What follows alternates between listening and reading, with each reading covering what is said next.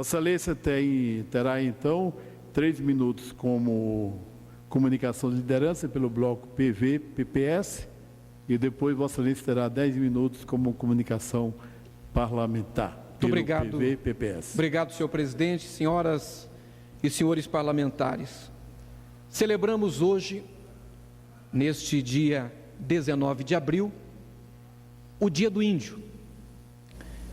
Celebramos, senhor presidente, e temos muitos motivos para celebrarmos. No entanto, nós não podemos dizer aqui que tenhamos motivos para comemorarmos. É necessário que o Brasil faça justiça ao índio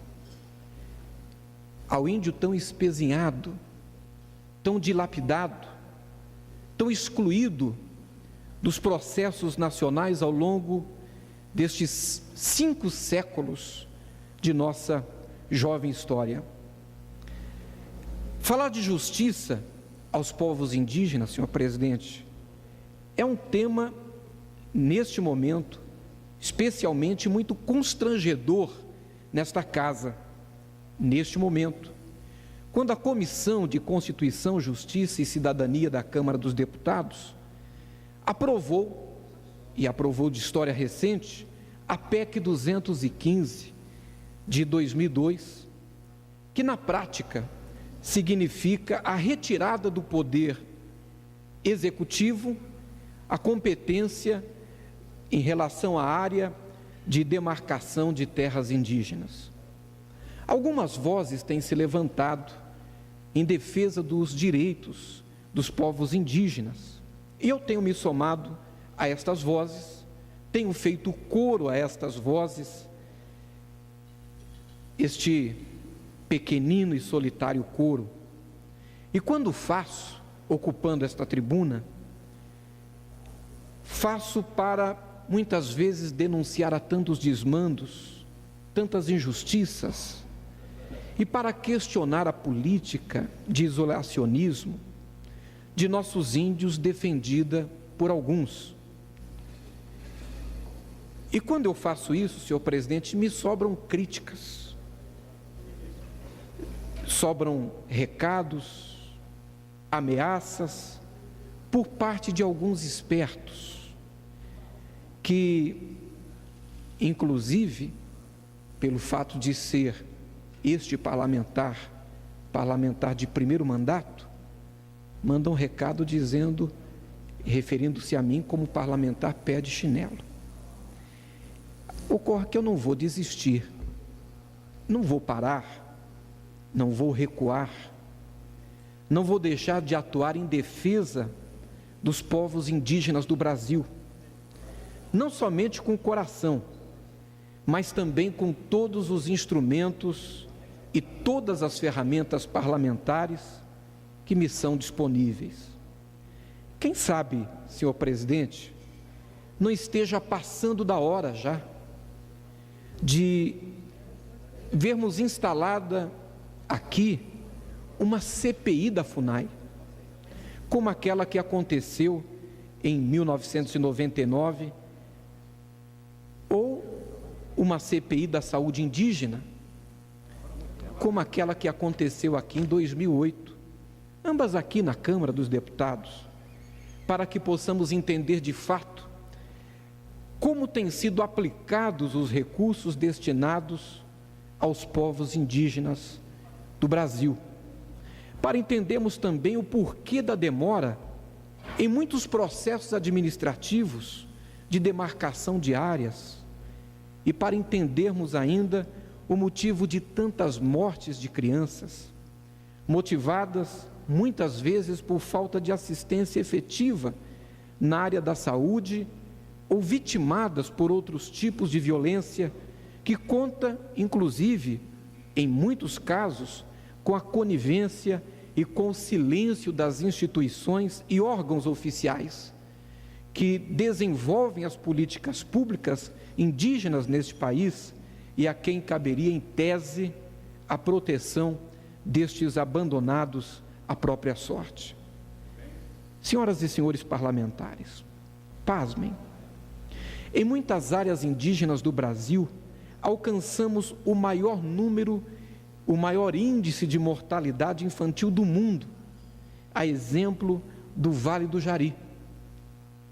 Essa realidade é muito triste e merece ser acompanhada muito de perto pelo Congresso Nacional. Senhor presidente, quando eu cheguei a este parlamento, motivado a fazer mais pelos povos indígenas do Brasil, o que foi que eu encontrei? Projetos de lei que aqui tramitam há anos e que parecem não sensibilizar a mais ninguém, ou sensibilizar apenas a um pequeno grupo. Projetos de lei como o PL 2057 de 91, senhor presidente, que dispõe sobre o Estatuto das Sociedades Indígenas, e o PL 1057 de 2007, que tem como objetivo proteger as crianças indígenas de violência. Encontrei também parlamentares trabalhando contra a demarcação de áreas indígenas, ONGs disputando entre si poder e espaço. Encontrei instituições e profissionais estrangeiros querendo, deputado Exalci, nos impor como devemos lidar com os nossos índios. Encontrei uma FUNAI desacreditada, desmantelada e com uma série de problemas. E eu quis cooperar na construção das soluções, na busca de saídas, mas sequer fui recebido pelo presidente da FUNAI. Encontrei os antropólogos divididos entre as diversas correntes e uma educação e uma saúde indígenas com poucos resultados. Encontrei e assustei-me com a tendência cada vez maior de se isolar por completo os nossos índios, como se fossem eles meros objetos folclóricos para serem mostrados aos turistas, impondo a eles o esquecimento e o abandono nas florestas e o não acesso aos direitos fundamentais. Faz-se necessário, senhor presidente, que se coloque um ponto final nas separações, nas brigas, nas disputas e nas confusões, que se ponham de lado as diferenças ideológicas, que se unam as forças em defesa dos povos indígenas, lembrando-se sempre que eles precisam fazer parte do processo, precisam ser ouvidos e respeitados. A boa notícia desses últimos tempos vem lá do Superior Tribunal Eleitoral, que uma decisão inédita proferida em processo administrativo, em 6 de dezembro de 2011, afirmou que o índio isolado no Brasil pode votar. A decisão, que parece absurda ou insignificativa e foi criticada por alguns, ao meu ver, representa uma das maiores afirmações de que o índio é um cidadão pleno, com direitos como todo cidadão brasileiro, e que seus direitos devem ser respeitados, esteja ele em área isolada ou não, seja ele de qualquer etnia. Decisão, senhor presidente, que se contradiz com os relatos do jornalista australiano Paul Raffaele, que é o autor de um documentário feito no Brasil e que só conseguiu produzir esse documentário, segundo ele, depois que pagou $7.000 de propina para entrar, de pedágio, para entrar em uma área de índios isolados. E lá ficou muitos dias filmando o cotidiano do povo Suruahá. Eu, como parlamentar desta casa, como parlamentar, membro do Congresso Nacional, por algumas ocasiões tentei acesso, inclusive aos índios oés, quando de sua passagem por Brasília, e não me foi permitido pela direção da FUNAI. Mas um jornalista australiano que pagou pedágio consegue ter acesso a eles no seu ambiente natural e consegue passar uma semana lá fazendo esse documentário. O jornalista fez essa denúncia, eu denunciei ao Ministério Público e ele em seu blog afirma ter presenciado situações de total desrespeito aos direitos dos índios e à vontade dos mesmos, como o fato de representantes da FUNAI negarem ao índio Suruahá o direito de ter uma camiseta para se proteger dos mosquitos que ferem a sua pele, sob a alegação de que a camiseta não faz parte da cultura daquele povo. Ora, senhores deputados, a camiseta não faz parte da cultura, mas a picada de insetos e a dor fazem parte da cultura. Coisa semelhante aconteceu com os índios Ués, que ao pedirem panelas para facilitar o preparo dos alimentos, receberam a resposta também de funcionários da FUNAI, de que eles não tinham direito de terem panelas, porque grupos de antropólogos haviam determinado que panelas não faziam parte da sua cultura. O voto daquele tribunal, do nosso Tribunal Superior Eleitoral, que garante ao índio isolado o direito de votar, vem reafirmar que o índio tem sim direito nesse país. Ele tem o direito de não sentir dor, de não mais sofrer, de poder se alimentar com dignidade. Ele tem direitos plenos como cidadão pleno. Aquela decisão nos faz lembrar que o índio tem, acima de tudo, o direito à vida e o direito de ser ouvido. E nós, senhor presidente, senhoras e senhores parlamentares, deputado Exaussi, na defesa do índio, estamos defendendo as nossas origens, estamos fazendo a defesa da cidadania, estamos fazendo a defesa do direito, o direito daquele que aqui estava quando a nossa sociedade foi construída. Quando nós olhamos para os povos indígenas, deputado Exaussi, nós não podemos aqui nos omitir de votarmos e aprovarmos nesse plenário a Lei Moadi, que defende a criança indígena e que promove a vida numa condição de estar acima da cultura.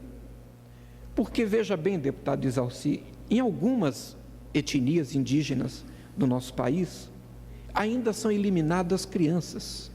Quando nascem doentes, quando nascem com defeito, quando nascem gêmeos, quando nascem filhas ou filhos de mães solteiras, essas crianças são sepultadas vivas. É uma questão cultural. E nós estamos aqui lutando nessa casa para a aprovação da Lei Moadi, que foi aprovada na Comissão de Direitos Humanos. Mas precisamos dar celeridade e entender que ela é um instrumento que temos para proteger as crianças indígenas, proteger a vida. Deputado Padre Luiz Couto, o senhor que é um defensor da vida nesse parlamento. Agora, quando nós levantamos essa bandeira e essa discussão, estamos aqui que é uma questão cultural. E aí nós precisamos decidir o que é que está acima do quê? A vida está acima da cultura ou a cultura está acima da vida?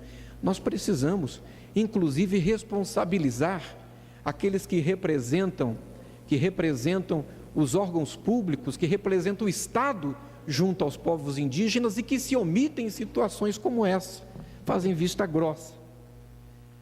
Eu denunciei aqui no último ano situações como a do Puxirã. Não vou falar sobre isso hoje, o meu tempo já está esgotado, senhor presidente. Mas eu quero aqui chamar vossas excelências para o compromisso que esta casa, esse parlamento deve ter, e eu peço 1 minuto e vou concluindo o meu raciocínio, que essa casa deve ter na direção da defesa e da proteção, defesa e a proteção dos direitos dos povos indígenas do Brasil. Que nesta sessão saiamos desse plenário com os ouvidos abertos para ouvir, deputado Sirac, mais os índios e com a disposição de reconhecermos de fato a autoafirmação destes povos, como determina a Convenção 169 da OIT, da qual o Brasil é signatário. Que viva o índio brasileiro, que Deus abençoe o Brasil, que Deus abençoe as comunidades indígenas brasileiras. Muito obrigado, senhor presidente, era o que eu tinha a dizer.